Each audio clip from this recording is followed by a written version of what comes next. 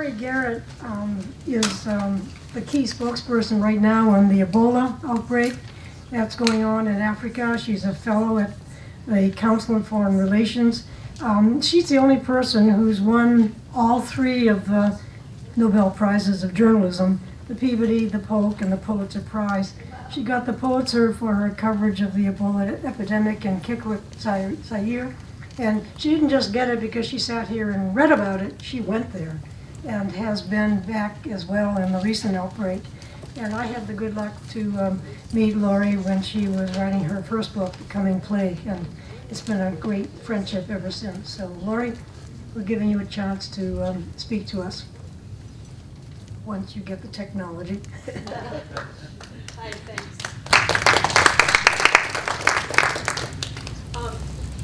Just two quick things before I get started.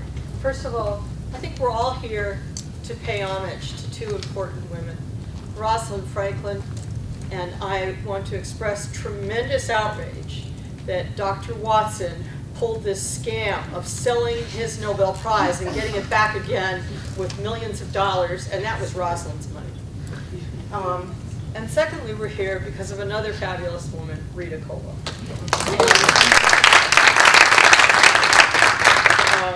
And you know, I can't say enough about Rita's impact on anybody who's ever been touched by her in any way, in their research, their writing, their thinking.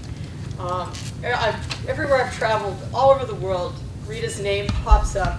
And I'm always finding that it seems like her circle is so massive that I can't seem to latch on to anyone who doesn't feel connected to Rita Colwell. It's been a very long day. Some of you have actually been here the entire day. I unfortunately missed the morning. I want to apologize because I know this is going to sound a little over the top, but I had to give a briefing to the Joint Chiefs of Staff at the Pentagon on Ebola. And so having returned from Sierra Leone and Liberia, and they of course have never been to Sierra Leone because our official response is only with Liberia. So I want to, before I start a PowerPoint, I just want to take a quick poll. And there is no correct answer, only an honest answer. Given how much you've all seen and how many PowerPoints you've been looking at and all that, I can do the PowerPoint, or I can just give you a quick rundown on what's going on with Ebola in Sierra Leone and Liberia. So let's just have a show of hands. How many want the PowerPoint? How many want the quick rundown? God damn, it's even Steven. Okay, let's see what we can do. Yeah. All right, and it's forward, is this? Okay. I've been fascinated by the concept of contagion pretty much all my life.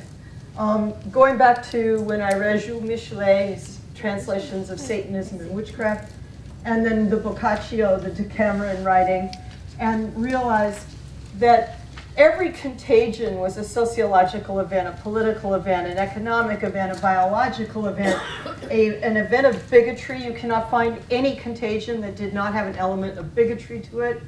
And that the great mortality, which is the best way of looking at it, wiping out about a third of the population of Europe, fundamentally recreated the entire Europe continent and changed the nature of the workforce, ushered in the Reformation, undermined the power of the Catholic Church, and destroyed feudalism.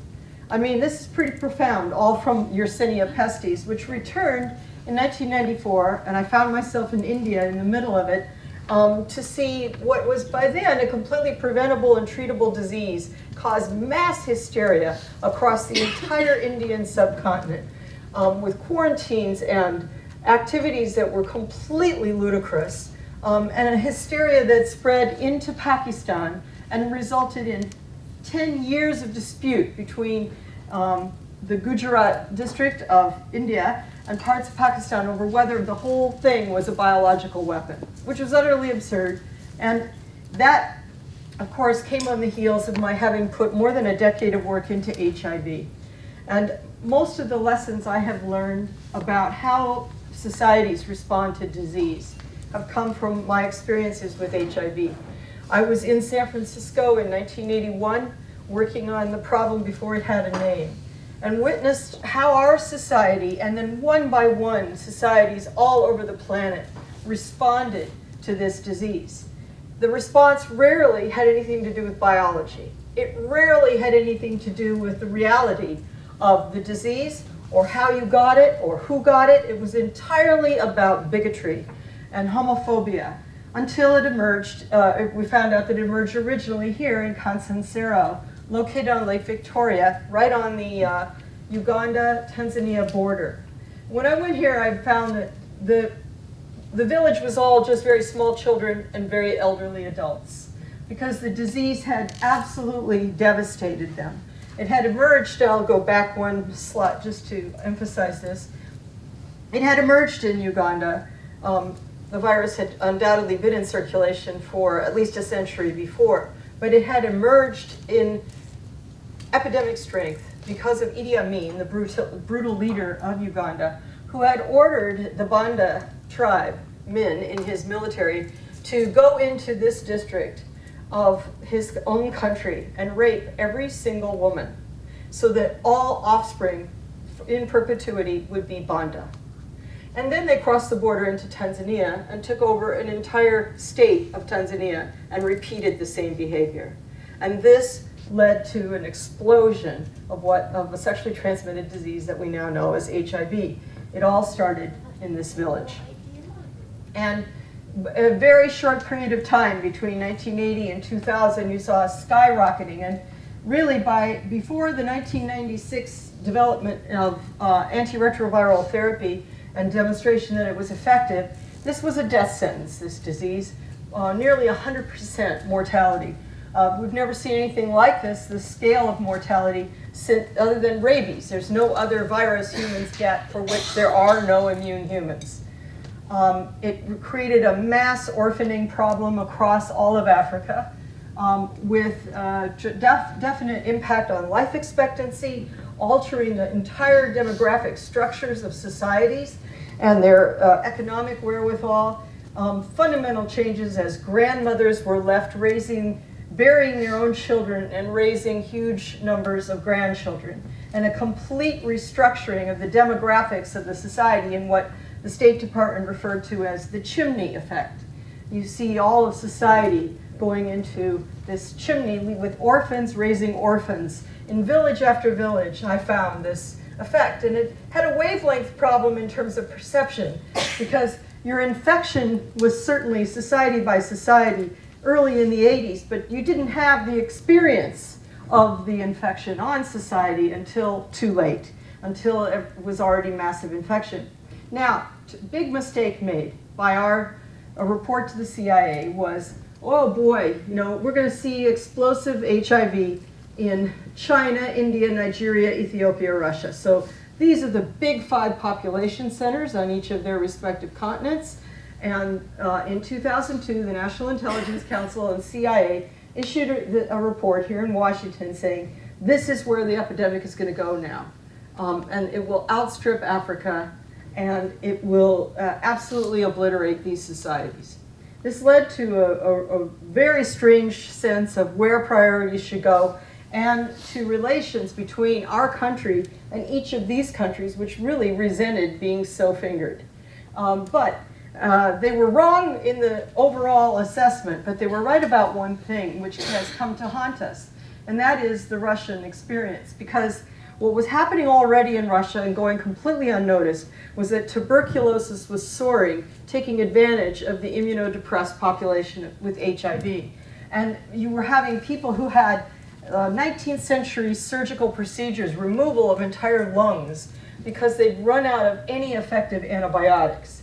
The other lesson from Russia was that the use of injectable drugs, a variety of different drugs, was driving HIV across the entire former Soviet Union, and continues to do so today, so that even now, the fastest growing epidemic is in Russia. And the needle was the vector. So we've been thinking of it as a sexually transmitted disease only. The Russian experience taught us we had to think more about the needle as a vector. Well, I published The Coming Plague, and I tried to lay out some of the principles I thought were at play, and Rita's work on cholera figured into it. One was that we actually were seeing an acceleration of outbreaks all over the world. It wasn't just our imagination or that they were being reported about. They were actually concretely occurring with greater frequency. And they were spreading because we had globalized the planet in a way that was quite profound. And diseases could literally be any place on the planet within roughly 24 hours. So we had our microbial hitchhikers, as I called them, some say pathogenic passengers. But the airplane was becoming yet another, if you would, a vector. This came from Ian Lipkin. I thank him for sharing it with me because it's a good rundown of significant outbreaks, date by date, and where they occurred. One of the ones that was a turning point was the 1995 Kikwit Zaire outbreak. And I know those of you who have been following Ebola news may have heard that this is the first time we're seeing Ebola in large population centers. That is not true. I just want to go back one and say Kikwit had a population of 500,000 people. This was a huge, dense village. What was striking to me about Kikwit at the time was that they had no electricity, no running water, no telephones, no media, and only one highway out and no airport. But they had 500,000 people.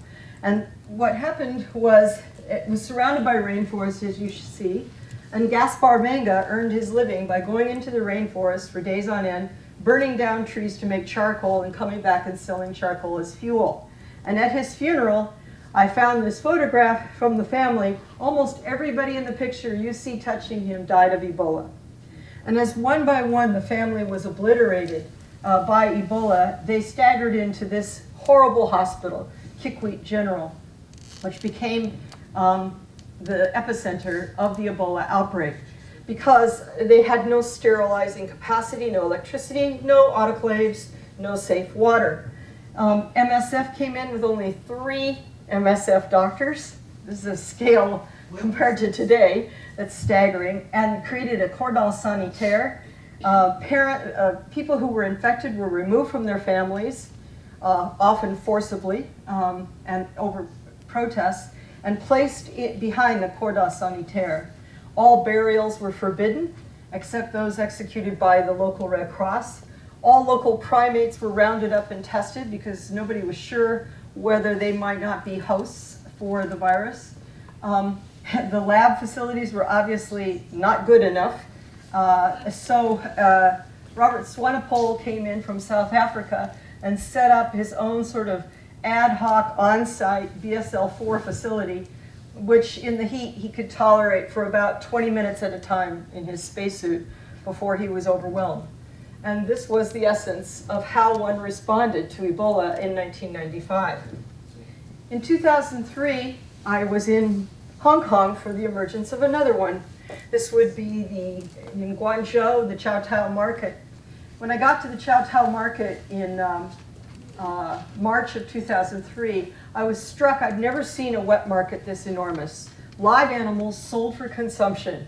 And it was like, aisle 3, reptiles, aisle 4, birds, antelopes and other related animals on aisle 5, and of course, civets and their related species. And the civet, as it turned out, was the dietary animal of choice among the Cantonese to protect one from winter disease, ironically. Civets had become infected from bats, no one knows exactly how, and were now carriers of SARS. The mainland China covered up the epidemic. We didn't know about it until one person fled across the border to Hong Kong and checked into this hotel Metropole on the 9th floor. He died of SARS, and 12 people who were on the same floor contracted SARS, and then traveled to their related sites, Vietnam, Toronto, back to China, and so on, making SARS globalized eventually to 32 countries. The Hong Kong response was a combination of, tremendous fear. Everybody wore masks, many people wore gloves, and ongoing fear, primarily a big brother upstairs, mainland China. What had happened in China was the cover-up was related to the first peaceful change of power between Jiang Zemin and Hu Jintao. And the decision to make that change of power was reached in the People's Party Congress, but not ratified until March. And during the period between the original decision and the ratification, nothing could happen in China. all must be calm, including there cannot be an epidemic. It doesn't exist, it doesn't exist. Until Hu Jintao took power. He announces it on April 20th. Okay, mea culpa, we got an epidemic. And a mass exodus occurs. 250,000 people leave Beijing in one day. And within 48 hours, Beijing is depleted of all its students and migrant workers. They've all fled home. And this exodus proceeds all over the country. Everywhere I went, people were running away, trying to get away from Beijing because they assumed the government would use the epidemic as an excuse for massive repression. When you got out to the tourist sites, I had them all to myself. It was really great. And everywhere in the country, fear ruled. They eventually, as people got more and more frightened, they started to impose certain kinds of restrictions, which came too late. And so the only strategy the government could come up with for stopping the epidemic, since they didn't have any vaccine, they didn't have a rapid diagnostic, it took days to reach a diagnostic analysis there in their labs. The only strategy that would work was to just decide the whole country was probably infected. And therefore, they built within 6 days, I've never seen anything like it, they built a 1,000-bed isolation hospital with its own dedicated sewer system, water system, and electricity. The workers lived on the site while building it. And inside it were 1,000 isolation rooms with reverse air and everything you could hope for containment.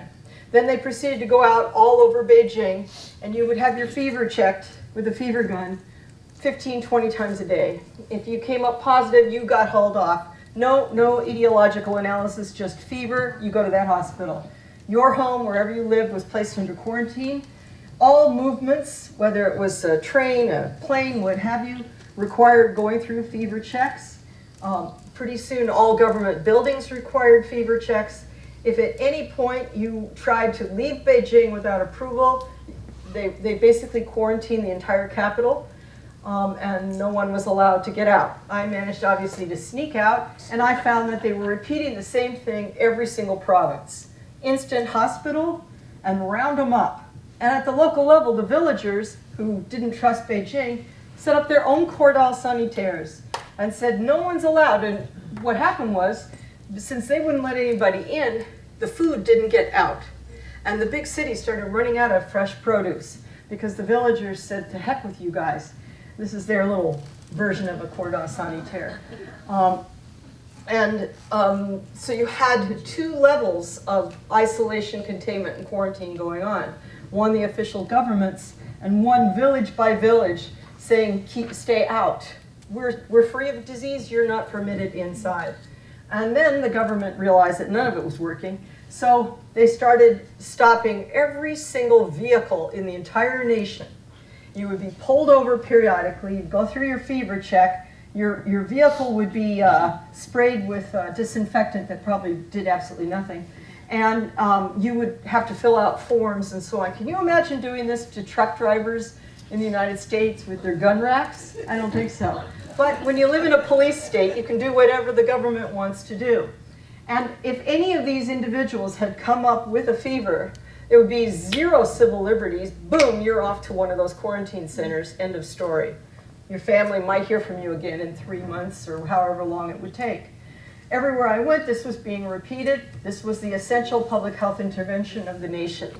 And I would argue that this is where we're headed now in Sierra Leone with Ebola, because every other tactic has failed. But I'll get to that in a moment.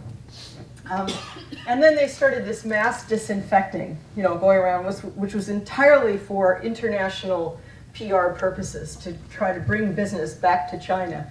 So they had people go everywhere, and then they declared it was over, and everybody went out and celebrated, end of story. Okay, so how is this related to Ebola today? I've just returned, my incubation period's over, from Liberia and Sierra Leone. This is Liberia, and I'm going to slow down a little here to try and tell you a little bit more about what's going on. So Ebola first showed up in December, so exactly a year ago, in a toddler in the former French colonial nation of Guinea. From the toddler, it spread within a family and a clan in this very remote village area, located close to a triangulated border area that is shared by Liberia, Sierra Leone, and Guinea. This initial child case and subsequent infections within the clan were thought by local health providers to be due to cholera. So no original alarm went out until March, when a nearby Médecins Sans Frontières clinic that was there to deal with malaria started to be overwhelmed. And it was MSF that said, we think that samples have got to go to a real lab because this doesn't look to us like anything we've dealt with before. And real lab made appropriate diagnosis of Ebola. All three countries went on alert because there were spillover cases crossing their borders. And that persisted until around April, when in fact in all three countries it seemed like it was over. The numbers plummeted. In Liberia they went 21 days without a single identified case. And President Sirleaf thought it was safe for her to travel and started going on her usual economic circuit, hat in hand, begging for donor dollars for her country. And similarly, life in Sierra Leone returned to normalcy. Then around May and June, the horror really got started. So in Liberia, the response has been a massive campaign of education, telling people what they're depicting there is that every place you go, you're going to smell like chlorine because of the bleach washing that is demanded almost at the entrance of every single structure. In the slums and everywhere there's a chlorine wash station. You had demonstrations. The president herself became deeply engaged, even attending sort of micro-managing meetings, getting down into the details of how the response should be executed. And this picture I took when they were opening the U.S. military constructed hospital. So that's why there's an American flag there. The public health systems and medical systems were so woeful before the epidemic that they, of course, couldn't even begin to handle it. Now our situation, I'm just going too fast here, now our situation in Liberia is, I think, at a very dangerous point. Because the daily numbers detected have dropped way down to 30 to 40 cases average per day, which is good news, except they're spread out all over the place. It's not like we have one loci left, or locus left, or a couple of loci.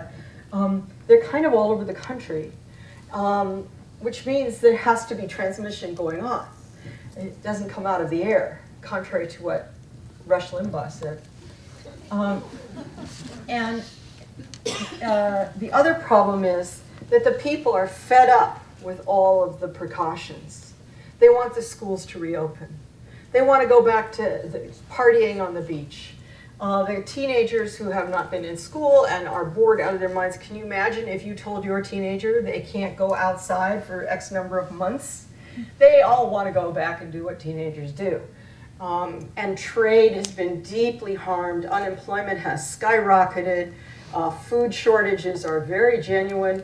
The people are fed up. They want it over. So as they see fewer and fewer deaths, they don't hear the ambulances in the night all night long anymore. They are starting to let their guard down. That's very dangerous. The other reason it's dangerous is because, of course, they want to bring regular health services back online. Because right now, more people are dying of regular health-related problems than Ebola. But the hospitals all became Ebola only. But how? Just ask yourself, if you're an OBGYN, how would you deal with an emergency C-section when there's a background of Ebola in your country? Is that woman, her blood, going to kill you? And there is no rapid diagnostic, so there's no way to know if that blood is going to kill you. The final problem is places like Genowande. Now this is in Liberia, right on the Sierra Leone border. It's a village like any other town. in Liberia, nothing special about it except that it's had an absolutely out of control epidemic going on now for about 5 weeks. And when I got there, they'd already lost 10% of the population in a very short amount of time, and it's continued every day. Jenna Wande leads, and the children are all, it's like what I saw with HIV, orphaned children trying to do the wash and do the cooking and hunt for animals to eat. Entire households devastated. Nobody lives there anymore. More orphans running wild. This imam had just lost his wife 5 days before. Whole households under quarantine, and just real fearfulness. I want to do a shout out to these folks from USAMRIID and NIH that actually built a BSL-4 standard facility inside of this funky old abandoned lab located 2 hours drive away from Monrovia, and you have taught Liberians how to work under BSL-4 conditions with their own air packs, and they're doing live virus research, sampling. And one of the scariest things they have discovered so far, which they, unfortunately they haven't yet published, is that they're getting off the charts RNA measurements off of 4-day dead cadavers, which explains why the burial procedures and the funerals are such a devastating source of transmission. The US has really stepped up to the plate, and I have to say, when I compare the American response in Liberia to the British and everybody else response in Sierra Leone, it's night and day, and you should wave the flag and be really, really proud. This is the US military-built Ebola facility, but this is how the Liberians are handling it. And it's not always about human rights. This is the MSF facility, and they have been on the ground the longest of anybody. They've figured out how to do their PPE. They've figured out how to safely treat patients, and they've had the fewest number of actual infected healthcare workers. So they seem to know what they're doing. But meanwhile, you know, these countries are bankrupt and they can't pay the workers that they send out to do contact tracing. You have demonstrations every day by unpaid healthcare workers. And this is the latest rundown. As you can see, this is where Jenna Wande is located, and this is the capital of Monrovia. So these are the two remaining hotspots for this country. Flipping to Sierra Leone, very different situation. An incredibly corrupt society, ranks in every World Bank and everybody else's assessment as one of the worst for corruption.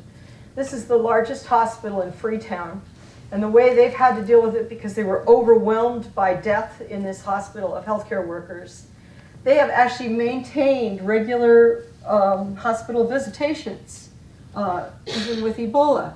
And people were walking right in here, and this here is the Ebola ward.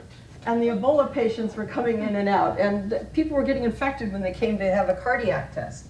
So they set up these two tented structures. This is where you're supposed to go first, and if you get bad news, you go over there. So over here, you get the triage executed by people in their PPEs. If you have a fever or anything they think could be Ebola, you get stuck in this pen. You're on the street, you have no privacy. There were 5 men there when I was there. Only 13% survive long enough to get a bed in the hospital, which won't be available until someone in the hospital dies. If you are finally tested positive, which in Sierra Leone takes 4 to 5 days to do, which is outrageous. In Liberia, it takes 4 to 5 hours. Still not good enough. We need an immediate diagnostic. Please, scientists, we need it. But if you are lucky enough to actually survive being in the pen, get a bed, get a confirmed diagnosis, then you go to this place where the Cuban doctors, 165 volunteer Cuban physicians in the 3 countries, will treat you at a place called Hastings. This is the red zone. All that separates everybody with Ebola from everybody not is this little thing. And this is the terrain in which they're trying to traverse. I just want to go to the overreaction in this country and in neighboring countries. The West Africans have been cut off by the rest of Africa. Almost all of the southern African nations have cut them off. Most of the reporting, I'm sorry you can't read the top, it's what's wrong with how the West sees Ebola in one illustration. And it is that all these dead and dying didn't matter, but the white one did. And there was one Twitter analysis done that showed that at the peak in the first week of October, when we were the most worried about Dallas and so on Twitter, any Ebola tweet that had Sierra Leone, Liberia, or Guinea in the tweet was outnumbered 10,000 to 1 by tweets that had something about America in them.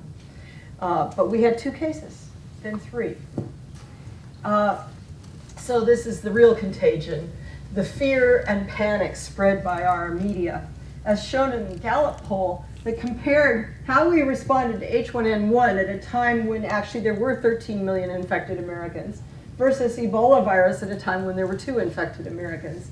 And it's remarkable that they absolutely match.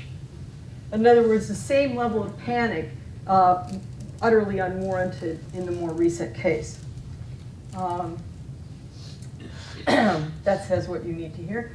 A Pew study showed that a really high percentage of Americans were disproportionately fearful and thought they would personally get Ebola just in their everyday walk of life activities. This was true also in a Kaiser poll. 45% of American people were pretty sure that Ebola was going to sweep across the United States. And I just want to close by saying I worked on, together with Ian Lipkin and Larry Brilliant, as consultants on the movie Contagion for, in my case, 3 years of working over the script and development. And we tried to get the ideas that I've been telling you about in the movie. It originated in bats. The lab work was dangerous and required BSL-4 capacity, meaning it couldn't be executed in resource-scarce settings. It led to massive infrastructure deterioration, a real collapse of society and all the basic services that we count on as civilization. Social chaos ensued, including people rioting and large-scale theft, food shortages, obstructions of the actual epidemiological investigations, tremendous disparities by wealth over who got access to available vaccines and treatments, mass burials and cremation, we should have added, masks worn pretty much by everybody, and the disease itself invoking a special kind of terror because of its symptoms. Quarantines, actually, in the case of Contagion, we had each state quarantining off the other state. I don't think anything we depicted in Contagion was off the mark. And I've now been in at least 30 epidemics, and I've seen the pattern repeat over and over and over again. Thank you.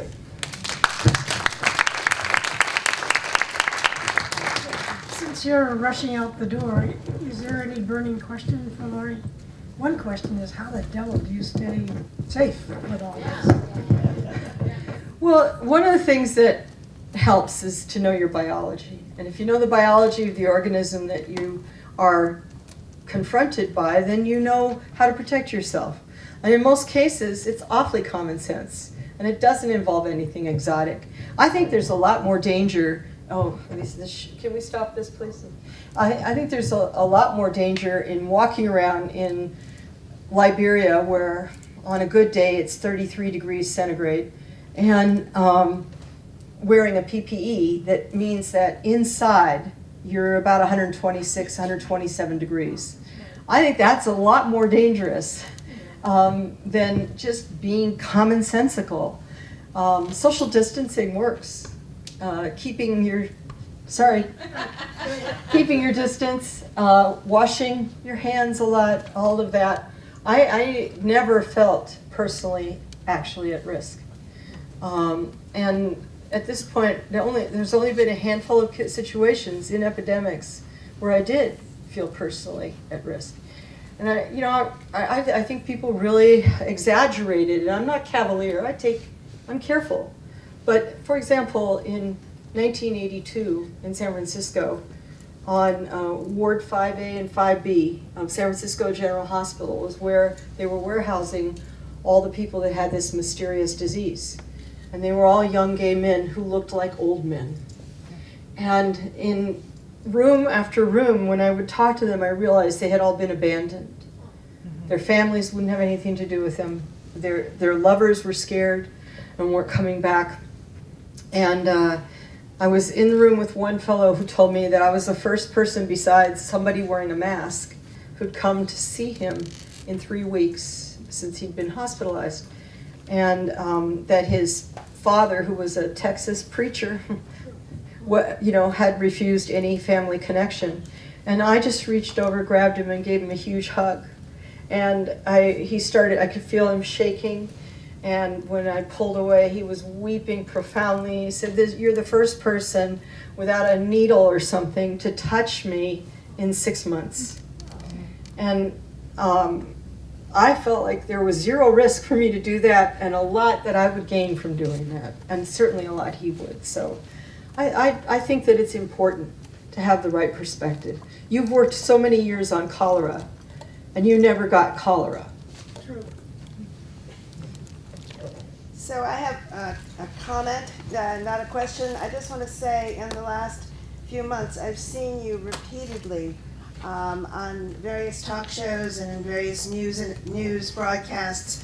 And it's a very great honor to see you here today and to be able to thank you personally, because I think you exemplify good sense, good reporting, humanity, and care for others. And I just wanted you to know that there are many of us out there watching, and when we see you coming on, hear your voice, hear your reporting, we are really well informed and feel cared for it as well. So thank you very much. And thank you. It's deeply gratifying to hear that. And one thing I would point out, I jumped out of it for this to shorten the PowerPoint, but one consistent pattern with epidemics is that those who call out and say, "There's an epidemic, we need to pay attention," will eventually be denounced as Chicken Little. And conversely, those who avoid it, shrug it, downplay it, may get a brief moment of, "Where were you and why didn't you do something?" And then eventually their failure is completely ignored. And we've seen this over and over and over again. Now that Liberia's epidemic has gone down and we have no active transmission in the United States, I am now getting attacked for being a Chicken Little, for having called attention to the epidemic in the first place. I just wanted to make one comment. I think we in the U.S. really sort of missed the boat. I mean, as I understand it, in the summer, Tom Frieden was trying to call attention to Ebola and its spread. And I happened to meet a gentleman from Sierra Leone here in Maryland, and he was saying, "What can I do to get the attention of people, because nobody is listening and there is a crisis there." So do you think that we certainly could have moved much earlier, and the head of the CDC was aware that this was going on and trying to get attention. So I don't know what your thoughts are about that. I'm working on a massive piece about exactly that. And what I would just in a nutshell say, first of all, WHO downplayed it. And when MSF initially started screaming, we see devastation here, WHO poo-pooed MSF's urgency, and the response from WHO was very slow. That meant that in turn, the other chain of potential responders was held at bay. Thought, well, if WHO's not screaming, we don't need to. The other issue is that the CDC, of course, had its own crisis, because in July it was discovered that anthrax had spread inside the CDC's facility in Atlanta, and within the same week it was discovered that long abandoned smallpox vials were at the NIH, and it's CDC's responsibility to find all those things. And then CDC had yet another incident where virulent H5N1 influenza was sent in the US mail instead of an attenuated strain. And so Congress was calling for Tom Frieden's head. Our entire special pathogens lab, which would do Ebola work, was shut down. And the congressional investigation was ensuing. So in fact, Tom Frieden had wanted to go in June, but he was a little bogged down. And our response was very slow. When he went, finally in August, it was the same week that David Nabarro was sent by Ban Ki-moon, because Ban Ki-moon was convinced that WHO was screwing it up. And so he went over WHO's head, picked David Nabarro, who'd previously done similar work on bird flu, and they were both in Liberia and Sierra Leone and Guinea, and they came back with their hair on fire. And Frieden was in the White House in the Oval Office 5 days after he returned. And the White House was duly impressed. So that would be about August 25th, 26th, we have Labor Day. But by September 8th, there was already a conversation in place about sending a massive US military response. And I was at the Pentagon September 9th, and on the 10th, the president announced the response. So. One last one, yes? Yeah, do you think the measures that the United States took to supposedly protect our population were an overreaction? Or was there something you think we should have done that we didn't do? Can you speak Well, to that? Chris Christie putting Casey in a tent in a parking lot when she tested negative for the virus and had no symptoms was utterly outrageous. It was one of the slides I was showing, the political response to Ebola in this country was whipped into a fury, not coincidentally, in the lead up to the midterms. And in fact, the week before the midterm elections, Ebola rated as the #1 concern of voters. That said, do And- you think that there was any threat to the United States? Right, I mean, we had one individual, Thomas Duncan. Oh, I know. How And- can you know until you know? You're much more informed. Was there really any threat to us as far as you can So tell? she's asking, was there actually any threat to the United States? No. I mean, I think we have an ongoing, as long as there's an epidemic that is out of control, which is the case in Sierra Leone and Guinea, there is a threat that an individual who's infected will turn up in London, turn up in New York, turn up somewhere in the world because of the airlines thing I was showing. However, I will say one of the things that quote unquote protects us is that every single one of the US carriers stopped servicing the region back in July. There's only one commercial carrier left in the world that will take you to Liberia, Sierra Leone, or Guinea, and it's Brussels Air, which probably you've never heard of. And Do you think that was appropriate? yes. Okay. So Otherwise, that's what none I'm of us trying to- could get there. I'm No trying one to- could help them. There's Right. no other Well, no, I don't alternative. have it, but I mean, in terms of what you know about the threat. No, it was not appropriate to stop servicing the area. Brussels Air hasn't had any cases. No one connected to Brussels Air, either as a passenger or an employee, has gotten infected with Ebola. Appropriate procedures are followed. And, you know, people are not infectious until they're symptomatic. In this way, it's quite different from influenza, for example, which is most infectious before you start being high fever and coughing and so on, because by then you're going to go to bed.